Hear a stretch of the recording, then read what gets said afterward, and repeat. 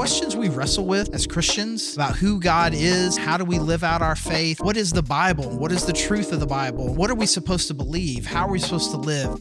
There are really big, deep questions that we ask each other, that we ask God, that we wrestle with ourselves. And that's why the Cultivate Podcast exists, to help us go deeper in our understanding of who God is, His Word, and the way that He's called us to live. Hey everyone, welcome to the Cultivate Podcast through the Grove Church. I'm Charlie Loften, the lead pastor there, and we have here Abigail Boone. Abigail Boone, producer extraordinaire, great friend, great question asker. Thank you. Call back to the one that Charlie loves, the staff member that Charlie loves. Wow. Deep cut. Yeah, that's a classic. So when are we going to do the pop culture podcast? When are we going to do that? You're ready to start it? Not right now. No. But you like, I'm ready. I send you a time, we go in. Mm-hmm. I'm in. Okay, let's do it. Okay. I'll send you a Google invite. Perfect. So we are doing a long-term series on systematic theology, working our way through different topics. We just finished up angelology and then did anthropology. And as always happens, Abigail's like, you got to stop. I got lots of questions. Mm-hmm. I'll get that email or text at some point. And so we started with questions on angels, Satan, and demons. Yep. And you said prophetically, we're not going to do it in one episode. I was hoping. And the rumor is that previous episode is long. It is. So it's going to be 1.5 commutes for people. Yes. Yeah. So here we are, part 2, talking about questions on angels, Satan, and demons. So I'll just hand it back to you. Yeah. So we ended on the practicals of how to be in the defensive stance with the knowledge of knowing that there is evil, whether it's yourself, the world, whatever it might be. So this might be super specific to different denominations or different parts of the world that have different bends towards different sides. But what would you say is the best way to go about not being trapped in fear and obsession? Because in one of the episodes you talked about take heart for I have overcome the world. They're like knowing the truth that God is above and bigger than all of those things. But sometimes people could come to a point of just paralyzing fear of evil and things like that. What would you say to kind of combat that posture that people could get into? I mean, there's a handful of different metaphors. I mean, okay, you and I are going to have to play one-on-one basketball. Mm-hmm. And I don't know if you would, I'm way old. Freaking school you. That is absolutely not true. We're going about this the wrong way then. Let's just say that we live in the real world, that even though I'm 53 years old, that you would really get your feelings hurt. Mm. But let's imagine like you're going up against a really good college basketball player. Yeah. But you've got LeBron James with you. Mm-hmm. How you feel about this depends. Like I've got him with me. Mm-hmm. It's not just me; it's me and him. And if this is just you, it's not you against me. It's 2-on-1, mm-hmm. and look who my second is. Yeah. And so you just would feel differently. Maybe me going up against a college basketball player, I would lose every time, and I should rightly be afraid to get in any sort of competition with such a fierce athlete. Mm-hmm. But I've got Jokic with me. I've got LeBron with me. Jokic would be a fun hang. Oh, you're a Boston Celtics fan. Heck yeah. I've got Jason Tatum with me. Yeah. And so I'm not worried. I mean, like I may not have anything to do. It's really not 2-on-1. Mm-hmm. Me and Jason Tatum are going to take you on. Yeah. And you will go down. Jason Tatum is going to win, and I'm going to be like, yeah, look at what we did. We dominated you. And so I think there's a sense of that. It's like you should rightly be afraid to play a college basketball player 1-on-1 in basketball. Mm-hmm. But if it's fact 2-on-1 and your second is an NBA player, then you should feel way more confident. Mm-hmm. You should never go up against the devil. He will dominate you every time. Mm-hmm. but you've got God on your side, and he has given you a series of weapons. Hey, the battle's going to get rough. I've got it. I've already defeated him, but he will probably get some licks in. Yeah. Wear this armor, carry this sword with you, and you'll be okay. Meanwhile, I've got it. Yeah. So I think there's something like being a squire to this great soldier, this great, and so I'm his squire. I hold his shield. I give him stuff, and he's battling this guy, and I know he's going to dominate him. But in the meantime, I might catch an arrow. Yeah, but I'm like, all right. And so I'm both nervous. I'm probably going to get hurt. I'm probably going to get hurt. This is dangerous, but I'm not afraid about losing. Right. Ultimately, unless I step out of the protection of the soldier that the champion that I'm with. And so you should be really nervous about the fact that Satan and his demons roam if I'm going to step out away from the protection of God. Yeah. So the further I get away from him, practically, again, I'm not talking about that you can lose your salvation or anything, but just kind of practically stepping away from him, the more dangerous that situation becomes. Yeah. But if I'm right here, I'm doing what he's asked me to do, I really don't have anything to fear except catching some strays, which will be, ow! But in the end, I'll still be standing. Yeah. Which is what Ephesians 6 says. Yeah.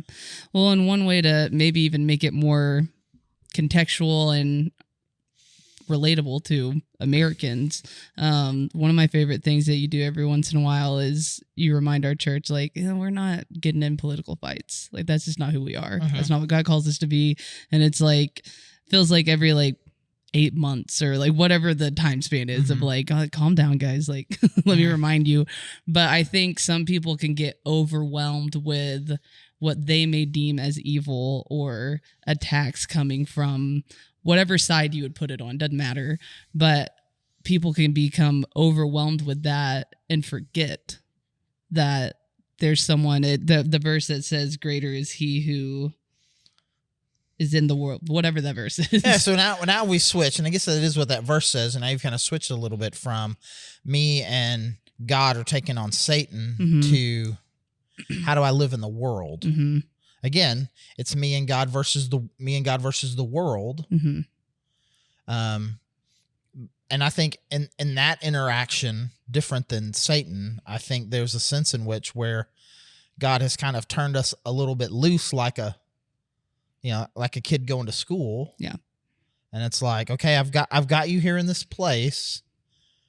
Remember who you are.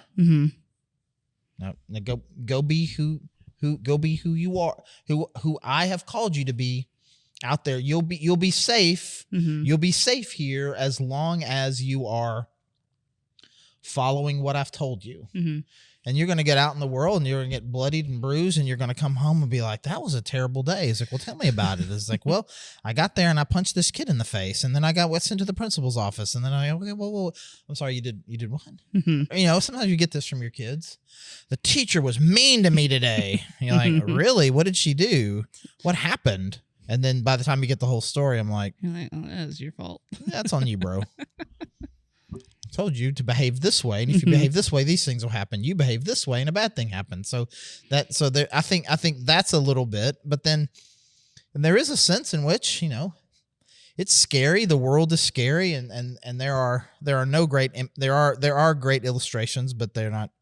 People won't like them about going to some scary place in the world where you may feel like you're in danger.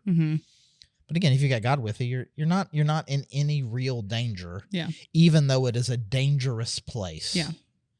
And so the real danger of the world bringing real harm to you is not possible. I've got God with me. The only way it's possible is when God kind of sends me out into it, and I don't do. I am me in the world is the danger. Not the world. The world is a temptation. God has conquered that, so it's not really a danger to me. I'm me in the world is the problem. Yeah. Just do what I've told you to do. I own them, and so you'll be fine. They can't hurt you unless you step out of bounds. Yeah.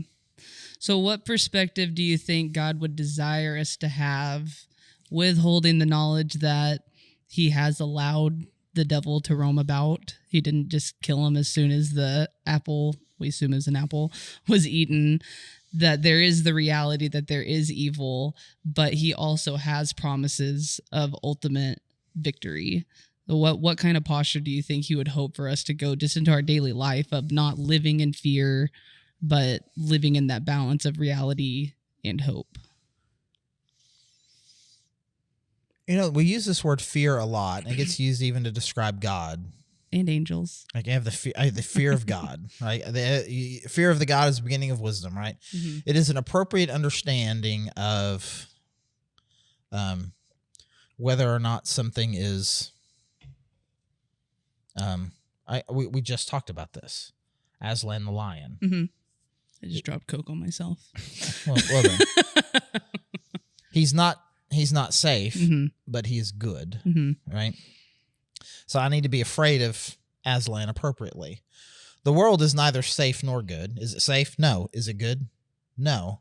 But am I safe? Mm-hmm.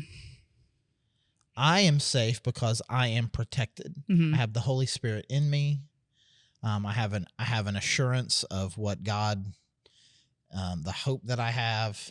Does that mean that the world can't do me any harm? Mm-hmm. Yeah, absolutely it can. The world is doing people harm all the time. Mm-hmm. You can say, there's nothing the world can do to me, and then you are a victim of a horrible crime. Mm-hmm. And the world got you. It can take your life. It can take the life of someone around you. It can take your possessions in some way. Of course it can. And so I think there's a sense in which I don't really have to. There's a difference between I might lose something, I might get hurt, and I will be destroyed. Mm-hmm. The world cannot destroy me. Mm-hmm. It cannot conquer me. It can do short-term harm to me. Mm-hmm. And so I think we need to be appropriately scared of, I live in a world where bad things can and will happen. Death is a reality. Death is real. Sickness is real. Crime is real. Harm is real. But as far as what really matters, mm-hmm. I can't be harmed. Yeah. I mean, Jesus said it. Don't be worried about the one that can take your life. Be worried about what can take your soul. Mm. And the world can't do that. It can't destroy you. It can only bring you short-term harm. Mm-hmm. And so I think there is a long-term, eternal perspective on the world and life can be really helpful in that. I never encourage people, hey man, just live like you're already in heaven. Just think about heaven. Just think about heaven. We've got a job to do. I'm gonna focus on my job. But when I think about whether or not I have anything to be afraid of, mm-hmm. the worst that this world can do to me is for a relatively short period of time, mm-hmm. with respect to eternity. Yeah. Well, so kind of on that same theme, and this probably sounds like a really obvious question, but I want you to give it a spin. Don't change it into another question that you like better. Why do you think God would allow Satan to roam about and be a part of our world? Because there's even another part where it calls him like the prince of the power of the airs or whatever. Like, why is that even a reality that he would put us into, do you think? So we will talk about this, I'm guessing, in your Q&As on anthropology. Mm-hmm. And we've talked about it some already in our episodes where we kind of talked about it. We talk about the creation. We talk about the fall. Mm-hmm. The world was completely full of the presence of God. The garden was this beautiful and perfect place. And God allowed Satan not to rule and to dominate, but to at least to have an initial conversation with Eve. Mm-hmm. And he gave us a choice. Are you going to listen to God, or are you going to listen to Satan? We chose to listen to Satan. And because we listened to Satan, God gave, say, oh, okay, so you want to live in Satan's world. Mm-hmm. Oh, okay. He let us experience the consequence of that choice. And we might say the consequence of that choice is too severe. Mm-hmm. But what Adam and Eve did on our behalf was to choose to be under the influence of Satan over God. That's what is the appropriate consequence for that? To choose Satan over God. When God is, as we talked about with Amy, he's big and holy and, not safe, it's not safe, but good. Right. Like, it's kind of like to offend him and to say, no, I choose Satan instead of you. What is an appropriate consequence for that? Well, I mean, God deemed it an appropriate consequence of, okay, I'm going to show you what it is like to live under the rule of Satan, which is what you are choosing. I mean, it may be too strong to say that that's just natural consequence. Like some parents will do that. Well, if you're going to do that, I'm going to let you experience the natural consequence of that. That is a natural consequence of choosing Satan over him. And so one of my rebound questions, I'm trying to answer your question rather than switch it, but one of my is like, what if God is restraining him? Right, and it could be much worse. What if this is what if this is God choosing to not give us more than would completely and totally overwhelm us? He is restraining him, like he did with Job. He didn't let him do anything he wanted to Job. He let some bad things happen. You can't kill him. You can't do this. You can't do this. Like all these different things. Like God is restraining Satan's influence, and I believe that he is restraining evil. But as I've said many times before, and I will keep talking about, it's like one of the things we have to learn is that we live under the grace of God, and the scriptures make it clear that God permits a lot of evil to show you how gracious and forgiving he can be. You can't show how gracious and forgiving you are if nothing's going wrong. What if God is tolerating a lot of evil to show you how gracious and forgiving he are? Now, but then you can get again. I can keep asking the next question. But wouldn't it be better for us to be happier, but we only know this much of God's grace? Yeah. Well, you only know that hypothetically. You think it would be better to live in a world with no evil, and I only know that God loves me this much. Right. As opposed to I live in a world full of evil, and I know that God loves me this much. Right. You think that you know that one of those is preferable to the other, but in fact that you don't know. And I believe that this world is preferable to that one because it is the one that God chose for me. And I trust him more than I trust my ability to understand the way the world works. Thinking it's not fair. Right. I don't like it. But that's not to say that the alternative that I come up with would necessarily be better. Yeah. When has that ever played out right? Right. It would, that's what Adam and Eve thought. You know what would make this world better? If I knew the difference between good and evil. Right. So I'm going to eat this fruit. That didn't work out then. Yeah. And now we're constantly creating hypothetical worlds that we wish existed that we know would be better than the one that God gave us.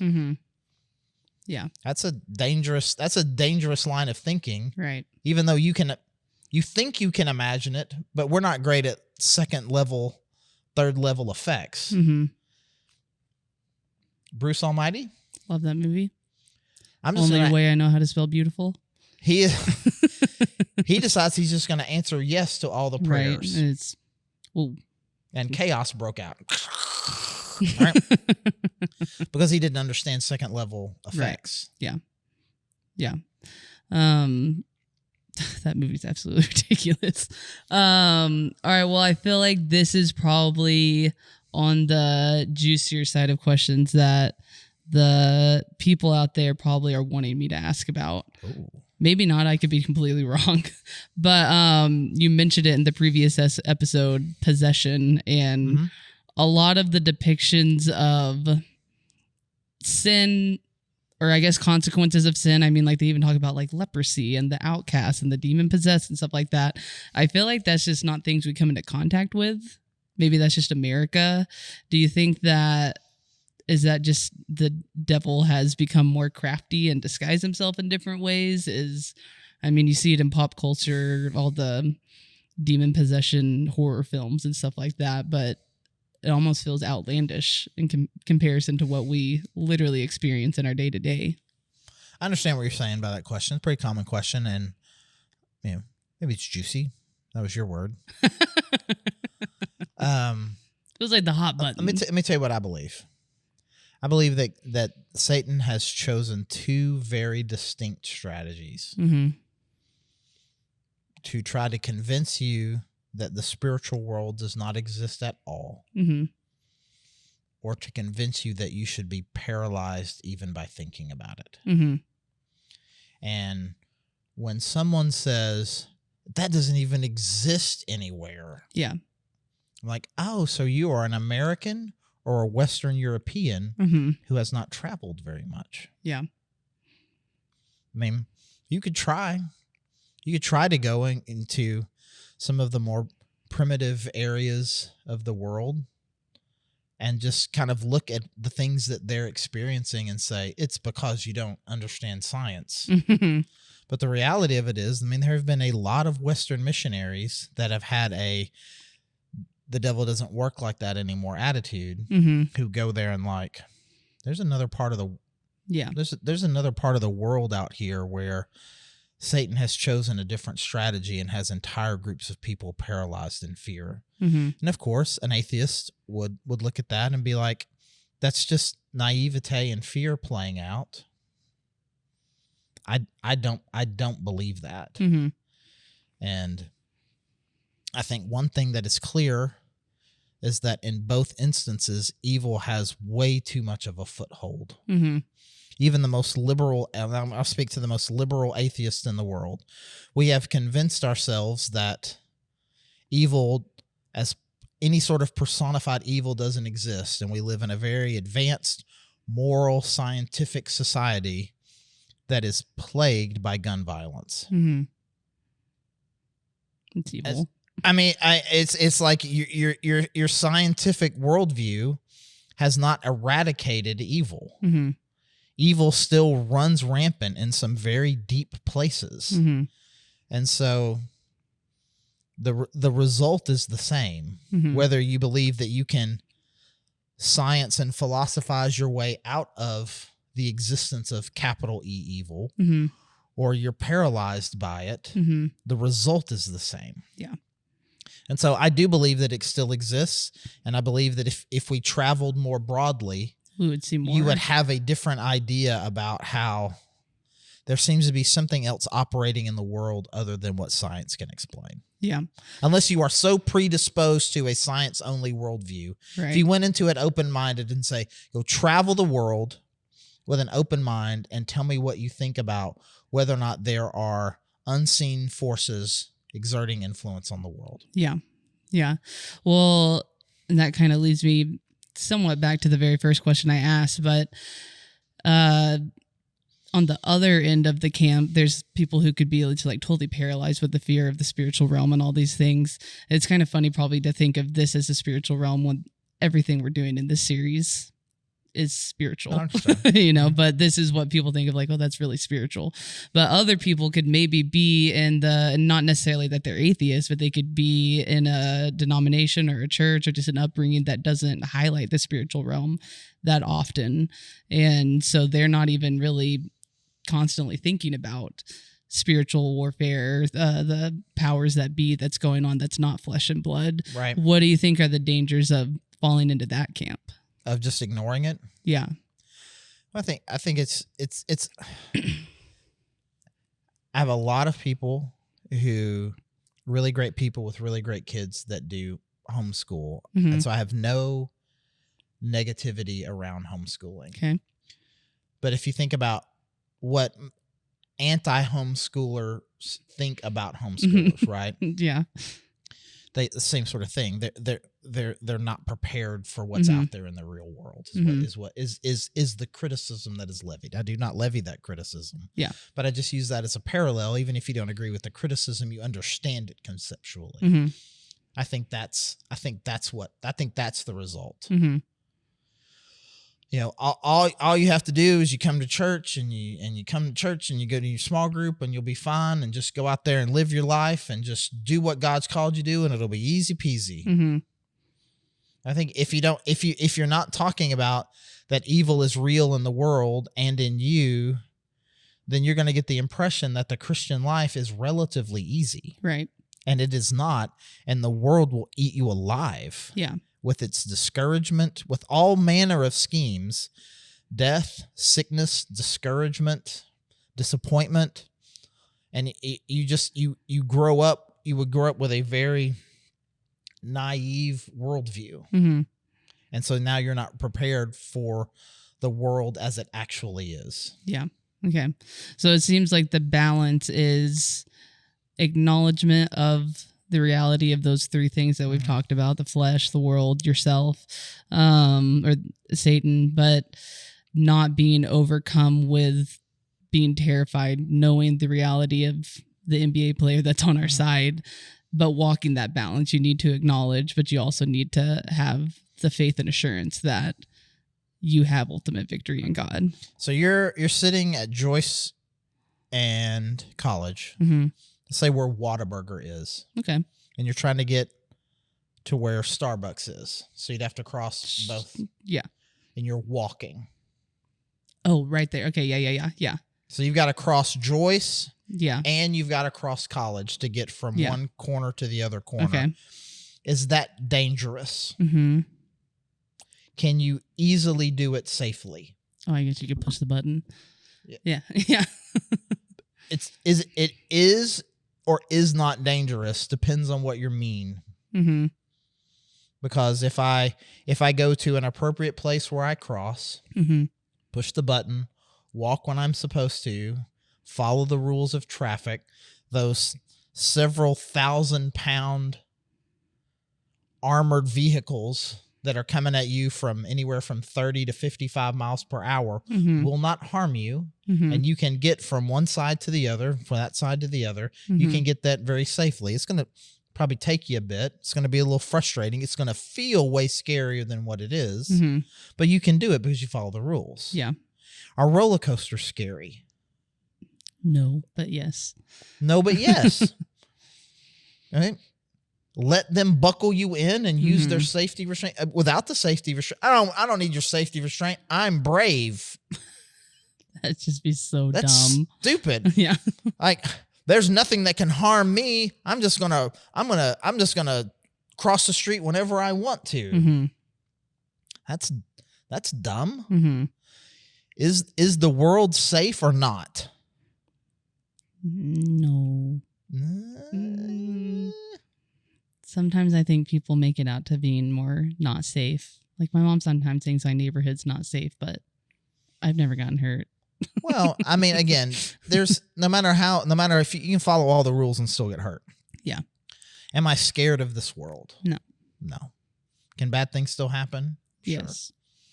Could you follow all the rules at Joyce in College and still get hit by a car? Sure. Oh, goodness, yeah. Sometimes people have accidents on theme parks. Yes. Mm-hmm. But in general, it is safe. Yeah. But it's still it's safe and dangerous simultaneously, depending on how you approach it. Yeah. Okay. And I would say that is what the Christian life is like. Mm-hmm. Yeah. All right. Well, let's take it back to our question that I ask you all the time. Where does this land in the house? And maybe give precursor to some people if they haven't heard the house illustration. I'm we're looking at all of it. I'm trying to build my theological house. I got a theological house, and first I decide where I want to put my theological house. I'm going to put it in Christian soil. And so any house that exists in this soil is Christian. And so the soil then is the gospel. And then I build the foundation of my house on the rock solid truths that are built upon the gospel that are essential to any good house. And then there are important walls and structures that help form the shape of the house. And then there are the decorations that make it mine. The garden gnome. Right. And so kind of 4 different levels of importance. I would say this is very, very important. Really? That's not what I was expecting you to say. You're expecting me to say decorative? Kind of. Well, I mean, I think we've kind of discussed that if you don't have a keen awareness of the spiritual realm, you're going to end up walking in and living in a world very naively, like a toddler who thinks he can cross college all on his own. Toddlers are like one step off from being dictators. I am so brave. Yeah. Brave and wise aren't the same thing. Right. And without a really good understanding of this, you're going to be brave but not wise. Mm-hmm. And you're going to end up eaten alive potentially. I mean, God is still God, and God will still protect you, but will you be able to stand? Mm-hmm. I mean, so let's mix metaphors here. God has you put on the armor of God so that when the attack comes, you'll still be able to stand. Well, I'm trying to build a house that will stand. Right? So when the big bad wolf comes and huffs and puffs, can he blow your house down? Right. And your understanding of the way that evil functions in the world is the kind of thing that will keep your house standing. Mm-hmm. If you think there's no real evil in the world, and as long as I make good decisions, evil can't get me. Mm-hmm. Look out! I mean, that's then all of a sudden the world will get you. Mm-hmm. And I mean, how many people's faith gets crushed because they don't have a right perspective on the what and whys of evil in the world? Mm-hmm. It is a top thing that crushes people's house. But I feel like you could just more simply say the reality of life. Like some people may be thinking, I don't know if I've come to that, but it's like, well, you may not have thought of it like that, but it was just reality of you becoming an adult or an event that happened to you. But even still, it's like, oh man, the world will get you. But if you don't have the theological framework to explain what just happened to me, then you're going to start blaming God, or you're going to start blaming yourself, and then you're going to end up being your house got deconstructed for you. Mm-hmm. And I think that's part of the house imagery, because we talk about deconstruction. I mean, what wind can knock over your house? Mm-hmm. And one of the biggest winds that are coming over house is evil in the world. And I think this is not foundational, but it is important. It is an important piece that helps me understand the what and why of evil in the world. Yeah. And so it's more than decoration. Yeah. But it is not a foundational truth. Okay. Well, I'm glad I asked you that. I think it can be easily categorized in just one of those interesting topics, talking about angels and demons, but placing it in that, I mean, I would hope it gives our viewers and everybody else importance of this is worth looking into. This is worth understanding the theology behind this to prepare yourself to be in the world. And you're going to ask this question when it comes to eschatology, and I'm going to probably put it more in the decorative, but there are some similarities there of I'll get discouraged when I see evil seems to be winning in the world. But when I understand eschatology enough to know that Jesus said all the way up until a certain point, it is going to look like evil is winning. Did you hear me whisper? I'm assuming, I heard you whisper, I didn't hear what you said, but I'm assuming that in your whisper you said something negative about not wanting to talk about eschatology. No, actually I said, I don't know what that word is. Oh, that's the end times one. Oh, yeah, I don't want to talk about that one. No. Anyways. Is that a part of this series? It is a part of systematic theology. Wow, all right, buckle up, everybody. But we talked about it little bit last summer after SummerSlam. That's SummerSlam. And so we were talking when we get to it. That'll be the last one of the 10 categories of whether or not we're going to create new content. Okay. Well, that gives me some time to replay the SummerSlam. Okay. Well, you've got a couple of months at least. Give a little break before we enter. I guess we've still got Christology and soteriology. You've got quite a few months. Okay, great. Before you have to I'm make sure I'll be ready by then. I don't think so. You're going to be begging me to replay SummerSlam. All right. Well, I think obviously we could go way deeper into a lot more stuff, but I feel like that honestly is really cool to get to that point of realizing how important this is, and kind of honestly the posture that we can get ourselves into, that you don't have to be overwhelmed, but you shouldn't be naive. Good. I like that. It looked like you were about to close it up. You want to close it up? Yeah. If you want more information, go to thegrovechurch.org/info. Connect. If you want information, we'd love to visit you in person. No, come to our services. How many dozens of times. I know. We're so glad that you're here. As always, if you need more information, my name's Charlie Loften. Come back next time. We'll be talking about more stuff, theology, systems. Thank you so much for joining us. Catch us next week. Q&As on anthropology. Thanks, Abigail. Boom.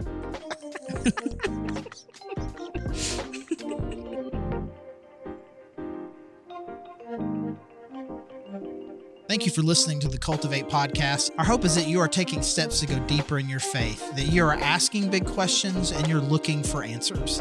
We hope that we can be a resource for you through our podcast and any other way that we can help you. You can find all our episodes anywhere that you can find podcasts, including YouTube. And again, thank you so much for joining us.